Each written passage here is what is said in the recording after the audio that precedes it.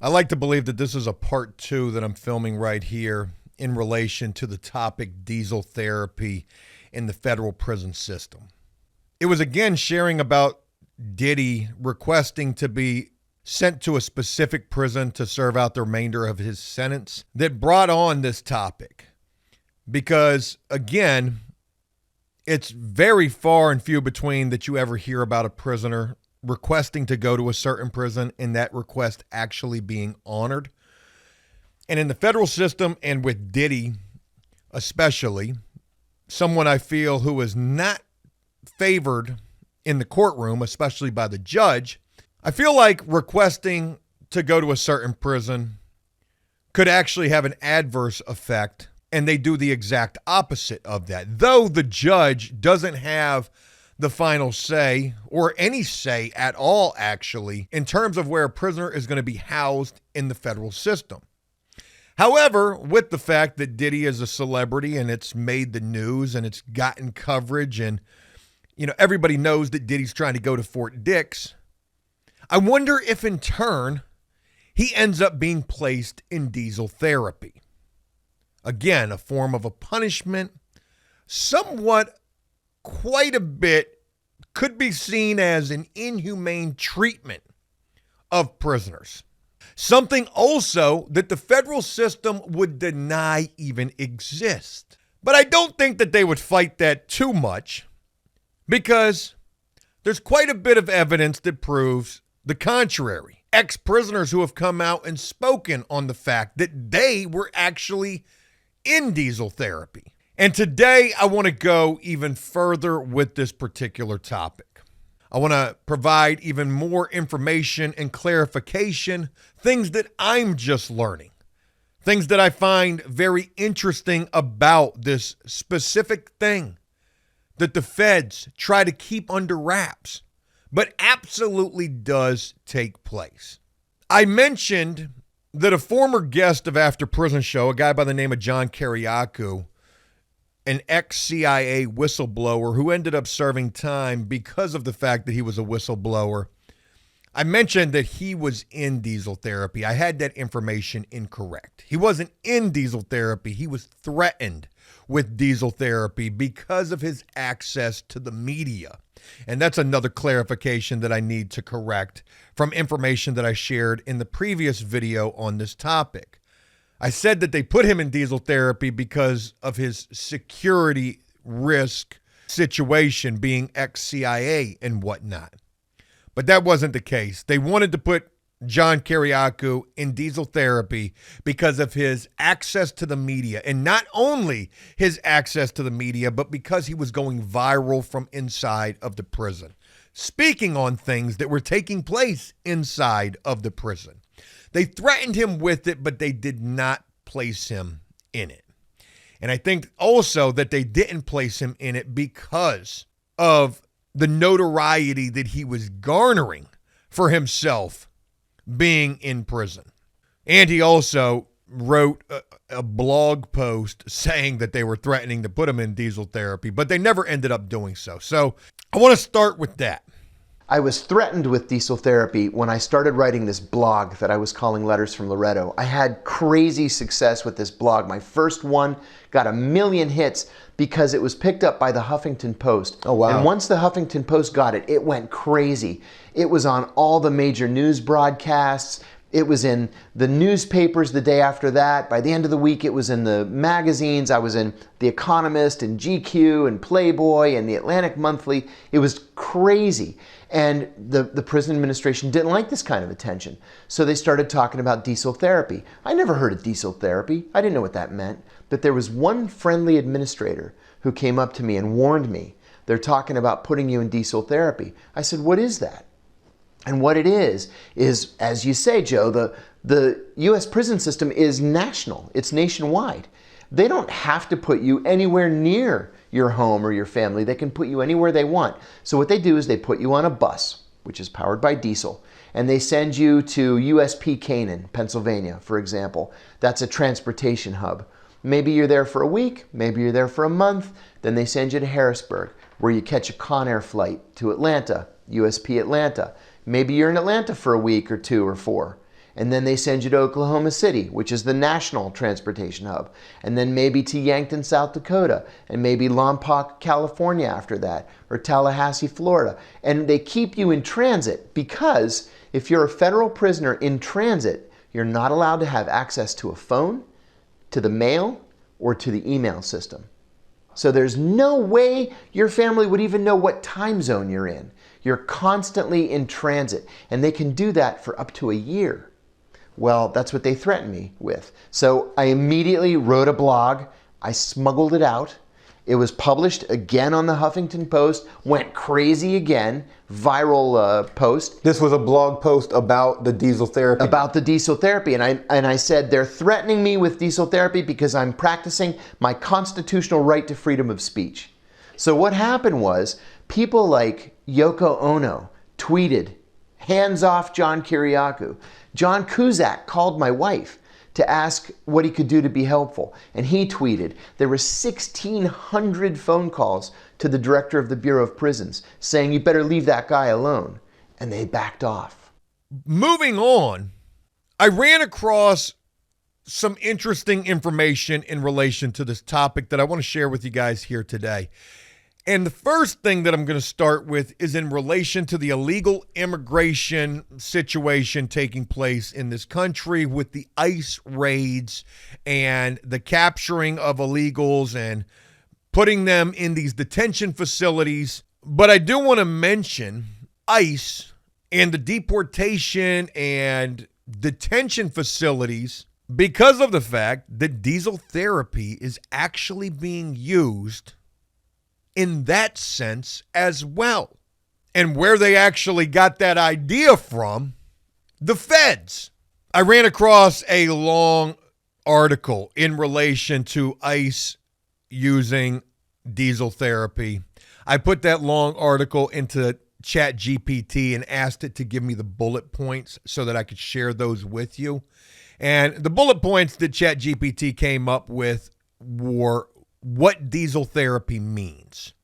Diesel therapy is a slang term that originated from the U.S. federal prison system. It referred to punitive or exhausting prisoner transfers where inmates were kept shackled for long rides in transport buses or vans, often as a form of punishment or control. The diesel part comes from the diesel-fueled buses used to move the prisoners around. How it's used in immigration detention. The same practice is now spread to U.S. immigration and custom enforcement. Immigrants and visa holders are repeatedly transferred between detention centers, sometimes across multiple states in short periods of time. These constant moves make it nearly impossible for lawyers, families, or advocates to contact detainees. It's often used to disrupt legal representation or move detainees to more conservative courts where deportation rates are higher. I find all of that to be really fascinating because that is exactly what diesel therapy is intended to be, disruptive, to keep prisoners away from the ability to contact their family or lawyers or advocates. There were a couple of examples that were listed in that article. There was a Canadian actress who was transferred through 3 detention centers in 2 weeks. A Georgetown scholar on a J1 visa, I have no idea what that means, was moved through 4 centers in 1 week. A Honduran immigrant was transferred through 3 centers over 4 weeks before being deported. The effects of diesel therapy: detainees are often shackled for long hours, denied proper rest or food, and moved without notice. These transfers can cause detainees to miss court hearings, which increases their chances of deportation. Families often lose contact for days or weeks because ICE doesn't update locations immediately. Experts and lawyers say this is a deliberate strategy used to break people's spirits and make deportation easier. Is diesel therapy, whether in a federal prison system or in an immigration detention situation, essentially the same damn thing as waterboarding, a interrogation measure, so to speak, used to break a person's will to get them to do something that they might otherwise not do. Get in line. Fall in suit. You want to act up? You want to have contact with the media? You want to do something that the federal system doesn't want you to do? We're going to show you. Diesel therapy started as a punishment tactic in the U.S. federal prison system designed to wear inmates down physically and mentally, and it's now been repurposed by ICE as a bureaucratic tool to undermine due process, weaken legal defense, and speed up deportation. No matter how you feel in relation to the ICE situation, I just find it interesting that diesel therapy is being used in that sense as well. I ran across an article in the Marshall Project talking about diesel therapy as well, and a story shared by an individual who actually experienced diesel therapy. Headline of this article is "The Federal Prisoner Transit System, aka Diesel Therapy, is Hell." FPC Montgomery is sometimes referred to as the crown jewel of the prison system. I shared a cubicle with a very admirable master thief from South Carolina. We watched Blu-ray movies each night. There were basketball and softball leagues, a great library, and an idyllic walking track next to a river. Several prisoners played music in a band. Others painted and made leather crafts. I never saw a single fight the entire time I was there, and the people said, "Excuse me," if they bumped you. Whether such a system is a good idea or a complete and total waste of American taxpayer dollars, since no one there was a real public safety risk, is a topic for another day. I felt fortunate, considering the way American prisons usually run. I became friendly with several people. It was surreal to stand in line for the email system next to a former congressman, next to a famous published author, next to a CEO of a once great company. One of them I particularly enjoyed spending time with because of his sarcasm and jovial nature. We used to spend hours walking the track talking about life and how we got here and what we would do when we went home. But one day, that friend simply walked away from the camp. Remember, it was not surrounded by guards or a fence or a tower.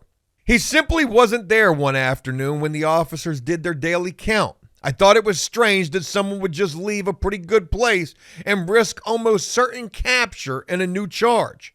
But whatever. This wasn't my life and it didn't concern me. But the entire camp administration freaked out. The warden called in the U.S. Marshal. They questioned everyone who'd ever had contact with this person, and that included me. They were not satisfied when I told them I had no knowledge of any of this, that I was simply just a guy trying to do his time and go home. They shackled me to a chair and threatened to ship me out to the holding facility in Atlanta, a notorious violent place, if I didn't tell them what they wanted to know. They even staged what I believed to be a phony phone call to the U.S. attorney to threaten me with new charges. Finally, I'd had enough. I told them they could either charge me or let me go. I was calling their bluff, I thought, on their ability to ship me to another prison. I even called them nothing but a glorified taxi service. Not my best move. A few days later, I was summoned to the front of the camp and told that I was going on a little trip. They refused to tell me where and why, but I was sure it was retribution for the escape. And just like that, I was gone, snatched away into transit. From Lovejoy, we landed in Oklahoma City, a hub for federal prisoner transit. There is an entire holding facility right near the airport there. Rothenburg, you are going to Grady County Jail. Good luck, a U.S. Marshal laughed. Another intolerable bus ride with shackles. Grady County Jail is a very small place in Chickasaw, Oklahoma. The marshals contract with local facilities to hold federal inmates, sometimes for weeks at a time. It was dirty and hot. They placed 36 men in one small pod, and we were stacked in bunk beds 3 high. A gang leader told us where we could sit. On the next transport day, The hapless guards placed two gangs in very close proximity on the bus. One guy slipped his cuffs somehow and brutally beat another inmate. I later heard he died. 3 weeks passed before I was on Con Air again, headed to another unknown destination. On the way to what turned out to be South Dakota, an inmate said he needed to use the bathroom. Tough shit, the marshal said. You had your chance. Yo, seriously, I am going to piss myself if I don't. If you piss on yourself on my plane, I'm going to tase you. Well, if you tase me, I'm going to piss myself. Classic catch-22. The inmate pissed himself. Then he was tased. On and on it went like this from Oklahoma to South Dakota, then to Pahrump, Nevada, and a nice-looking private prison run by Core Civic. There I passed pods and pods full of ICE immigrant detainees. Violent federal inmates were mixed in with the crowd. I am an observant Jew, and it's pretty obvious. My request for kosher food was fulfilled by feeding me celery and rice every meal of the day for 2 weeks. I lost 37 pounds on my trip. From Nevada, I was sent to Utah. There I met and was shackled to a neo-Nazi. He was a 20-year-old with a white power tattoo on his hands. He talked openly about having committed a hate crime against Jews. I tried to alert the jail staff, but they couldn't care less. Of course, that had to happen. This was the prison nightmare I feared most. The Nazi began to talk to me. He told me that he was okay with observant Jews, just not the ones that ran the banking system in America. Great. We remained stuck together for the next 2 weeks. Over that time, he told me his story, how he dropped out of school and followed in the footsteps of his older brother, whom he idolized, and who was serving time for a hate crime as well. His father had left them. He was not able to afford his mental health medication. He took a gun and went to a local synagogue, and it was empty. He was intending to kill himself. At the last minute, he decided he couldn't go through with it, and he emptied his clip into the empty synagogue instead. He asked me for forgiveness for what he did. I didn't know what to say, so I said nothing. Later, my mom called the U.S. Marshals and demanded to know how such a thing could happen and why I was being given diesel therapy in the first place. Diesel therapy? Never heard of it. She said that they said to her, there's no such thing. There's one final thing that I want to share in relation to diesel therapy. It seems like diesel therapy can come from all sorts of different things. Security measures, punitive and punishment measures. But I ran across a video from a guy named Sam Mangle. I believe he's now a prison consultant after serving federal prison time himself. I believe he served something like 20 months, if I can remember correctly, from this video that I watched of his for wire fraud, a white-collar crime. He shared about diesel therapy and said that if you go to court to be sentenced, and there's a chance that you could be remanded at sentencing. Because, see, in the federal system, if you've got something like a white-collar crime that's not calling for too much damn time, I guess you possibly have the ability to ask that you turn yourself in at a later date, maybe after getting your affairs in order. However, if you find yourself being remanded from the courtroom in the federal system, there's a very good chance that you could end up in diesel therapy as they're getting you shipped to wherever you're going to end up serving your time at, which could take you going quite a few other places en route to that final destination. And that's what he shared about, that he was in diesel therapy for 2 weeks. The guy that I just read the story of, I think that he was in diesel therapy for 2 weeks or maybe a couple of weeks. They say that they can put you in diesel therapy for up to a year. I don't know where that information comes from. That could be speculative. And obviously, there's not going to be any source that's going to share that type of information unless it was from a prisoner who actually experienced it, because the federal system is going to deny that it even exists. But I would be curious to know if there's ever been a prisoner who was in diesel therapy for upwards of a year. And what the hell got them in that situation? I don't have that answer or information, but I am curious, and I'm going to leave you guys with that bit of a thing to ponder. Hey, I hope you found some interest in this topic. It's definitely been one that I really wanted to deep dive, and I hope that I was able to do so in an interesting way for all of you. Hope you found interest in this, and if you did so, please leave a like and a comment letting me know exactly what you think. And as always, until next time, enjoy life, the free world, never take a moment for granted, and make the most of every day. Peace!